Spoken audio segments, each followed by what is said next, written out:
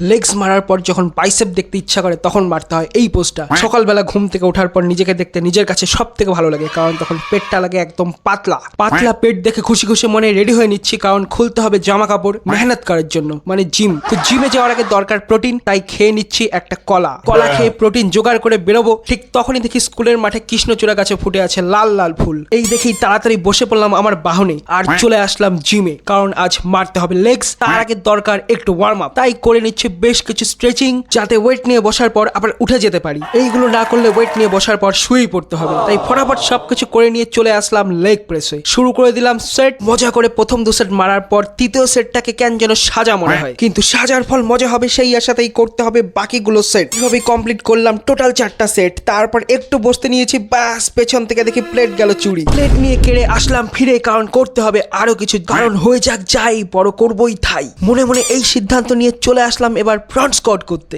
এরপর করে নিলাম 4টা সেট। তারপর একটু বসে পড়লাম, কারণ লেগসকে একটু বোঝাতে হবে যে যতই কষ্ট হোক লেগস কিন্তু বড় করতেই হবে। তো লেগসকে বুঝিয়ে চলে আসলাম আবার বুলগেরিয়ান স্প্লিট করতে। তো এটাও 3টা সেট করার পর আবার বসতে হলো, কারণ আর যাচ্ছে না পারা। এরপর লেগসকে একটু আদর করে চলে আসলাম স্টিপ লেগ ডেডলিফট করতে, কারণ এটা আমার ফেভারিট ব্যায়াম। যত যাই হয়ে যাক, যতক্ষণ না এটা করছি ততক্ষণ মনে হয় আমার কিছুই যেন করিনি। এই দিয়েই আজকের মতন সমাপ্ত করলাম লেগসের ওয়ার্কআউট। এরপর আনন্দ করে দিল চ্যালেঞ্জ, তাই একসাথে কমপ্লিট করলাম আজকের কার্ডিও। এরপরে দেখতে হবে পাম্প, তাই ক্যামেরা সেট করে দাঁড়িয়ে বললাম সামনে আর চেষ্টা করে যাচ্ছি একটু পোজিং করার। ঠিকঠাক যখন মেহনত রং না লায় তখন মুখের অবস্থা এরকম হয়ে যায়, তাই চেষ্টা করে যাচ্ছি আবার পোজিং করার। সামনের থেকে, পেছন থেকে, সাইডের থেকে, লাস্টে করে দিলাম ডাবল বাইসেপ পোজ, কারণ কিছু তো একটা লাগুক ভালো। এরপর হাসাহাসি করতে করতে বেরোতেই যাব, ঠিক তখনই দেখি সূর্যি মামা তো কাঁদানোর প্ল্যান নিয়েছে, কারণ আমার বাইকের সিট করে দিয়েছে গরম। তারপর কি আর করবো, এই গরম সিটে পেছন পুড়িয়ে চলে আসলাম দোকানে। খাচ্ছি এখন ফ্যানের হাওয়া, কিন্তু এতে ভরলো না পেট, তাই খেতে হচ্ছে